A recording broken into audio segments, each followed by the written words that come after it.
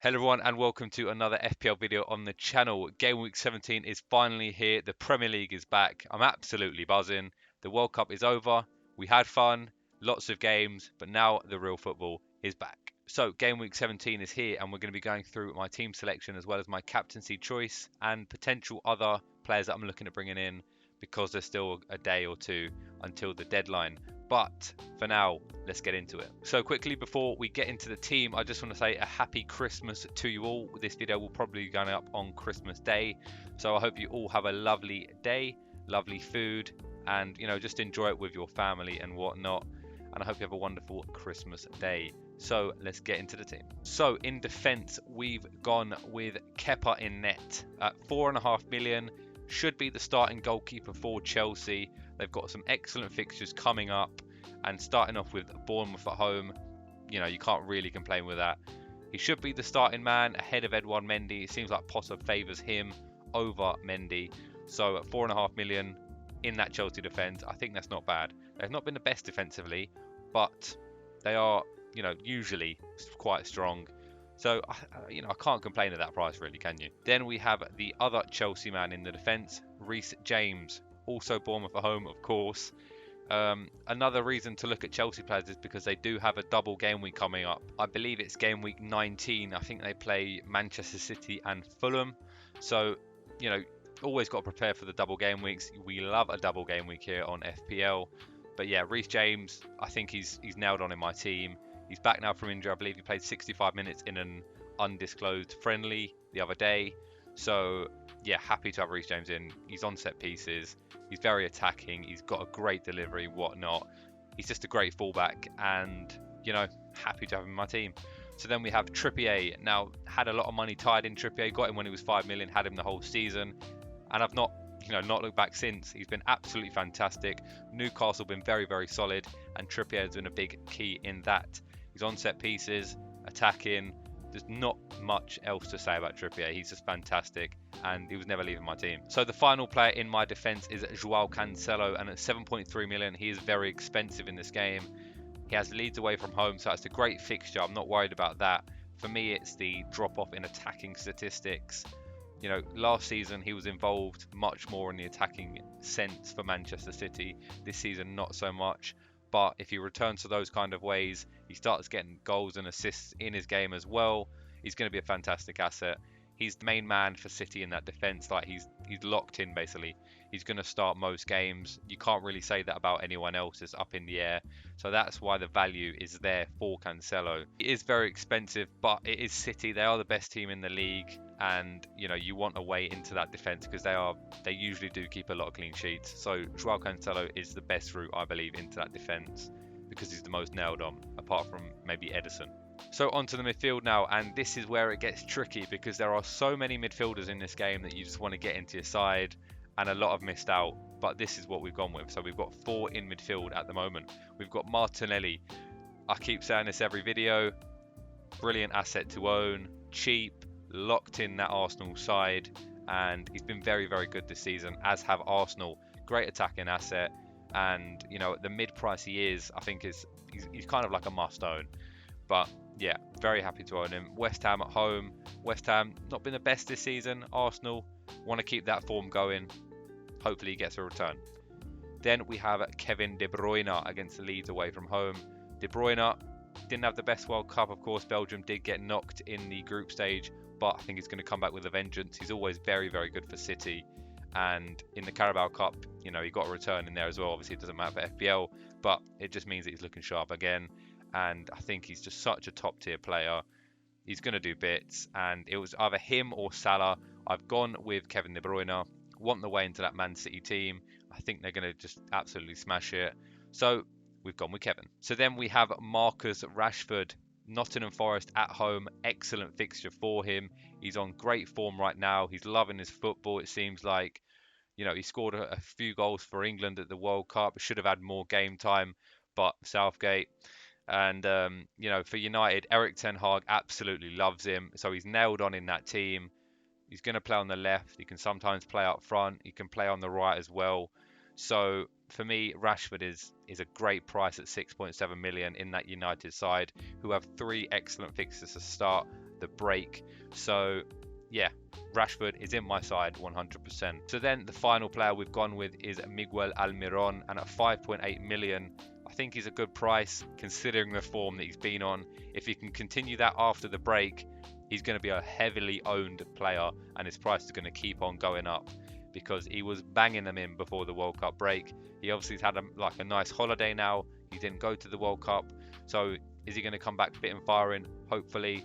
Leicester away from home, not the easiest of fixtures. Leicester have been a bit more solid before the break. They started to keep a few clean sheets, but Newcastle have been scoring goals and they've been excellent in the Premier League, and Almiron has been a huge part in that, so that's why he's in my team. So up front we have Martial. Was it ever in doubt, guys? That man, love him. Going to be starting up front for Manchester United, and that is why he's in my side. Nottingham Forest, then I believe we have Wolves, and then we have Bournemouth. So 3 excellent fixtures to start off from the break. I really like him. I think he's such a good player. If he can stay fit, which hopefully he can, then I think he's going to be a great asset. He's quite cheap on the game. I think he's 6.7. Could be wrong in that. But I think he's an excellent asset to own up front for Manchester United. He links to play up. He's going to get goals. He's going to get assists. And if Bruno's not on the pitch, he's probably the second best penalty taker we have.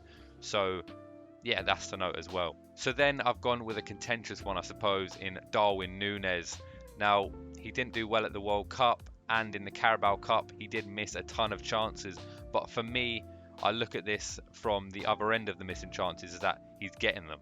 You know, he's got excellent position and he makes great runs in behind, and he always seems to be getting chances every single game. He's just not finishing them at the moment.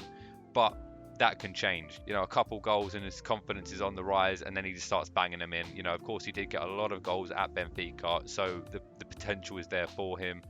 Now, for me, I think he's not the better asset to own rather than Salah, but at 9 million, he's almost 4 million less than Salah, and he seems to be getting a lot more chances as he's the main focal point. Salah seems to be hugging the touchline, so that makes him less of an attractable asset. He is on penalty Salah, which makes him, you know, and he's a proven Premier League asset. But for me, I'm going to take a chance on Darwin Núñez. You know, he gets a lot of chances, and I do expect him to start bagging them in. And we have Erling Haaland, the most obvious choice in the Premier League, isn't it? I think everyone's going to have him in your team, because why not? Had a massive holiday. He's eager to get back in the goals. He scored against Liverpool in the Carabao Cup on penalties, leads away from home. He's the easiest captain choice he'll choose this week, really. There's a few, you know, differential captains. You could go with a Rashford, you could go with a Chelsea player, but for me, keep it safe, keep it simple. Erling Haaland, he's going to bag a goal against Leeds. You already know it, so why change? So that is the team. That is how we're looking. I think it looks very, very strong. Happy with it. There might be a few tinkers maybe before the deadline, and if there is, then I'll probably put it on my Twitter page. But for now, I think that looks very, very solid, and I'm very happy with it. So onto the bench now. What do you guys think? I've changed it up a little bit. I think it looks a bit cleaner. What do you think? Let me know in the comment section down below. But we're going to start off with Ward in net. Cheapest you can be in the game, and he starts for Leicester. They started to get a few more clean sheets as well, as they're looking a bit more safer at the back, which is great to see. So at 4 million, or I think he's 4.1 now maybe, I think it's, you know, he's got to be in there because he starts. Then we have Andreas against Crystal Palace. Had him since the start of the game. Not going to look to change. He starts in that like number 10 position for Fulham. Starts every game, and at 4.5, 4.6 million, I believe he is now. I think is a great asset to own. And you know, why wouldn't you have him in if you're going to go with the 4 big boy in midfield? You have the 5th cheap one, and he starts. Then we've gone with Lewis Dunk. Now I did have Diogo Dalot in initially, but it seems like he might miss out this first game at least. So I've gone with Lewis Dunk instead. They potentially have a double game week, I believe, in game week 21, maybe even a triple game week. It's not been confirmed at all, but those are the rumours going around. So Lewis Dunk, I think he's the captain for Brighton. If I'm wrong, I apologise. But he's going to start every game. He's quite good in the air, and at 4.7 million, it's not a bad price at all. Brighton usually quite solid at the back, so happy to own him for the rest of the few weeks at least anyway. And if there's a double game week, happy days. And the final player we have is Hugo Bueno. At 3.9 million, he's, you know, basically the cheapest player in the game you can get, but he's starting for Wolves, which is excellent. It's, you know, you can get him or Patterson. I think either or are pretty good. I've gone with Bueno just because he's 0.1 cheaper, and, you know, I suppose 0.1, it helps a little bit. But yeah, he's got the starting position now under Lopetegui, which is great to see. Young guy playing. And I think Wolves under Lopetegui will start to be more defensively solid. And at 3.9 starting, you can't really go wrong there in my opinion. But it's a toss-up between him and Patterson, who you want to go with. I've gone with Bueno, but I could change to Patterson. Doesn't really matter to me. They're going to be a bench fixture for most of the time anyway. So that's how the final draft is looking, the final team selection from this World Cup wild card that we got for free. Happy days. I think it looks very solid. You know, if you want to take a punt, you could look at players like Raheem Sterling. I had him in for a while, but I ended up switching him out because I just don't know who's going to start for Chelsea. I assume he will. There's also Mason Mount, which is quite interesting, but none of these inspire. You know, they don't seem to be on form. They don't really score a lot of goals, Chelsea, but if they do double, it's always interesting to have a look.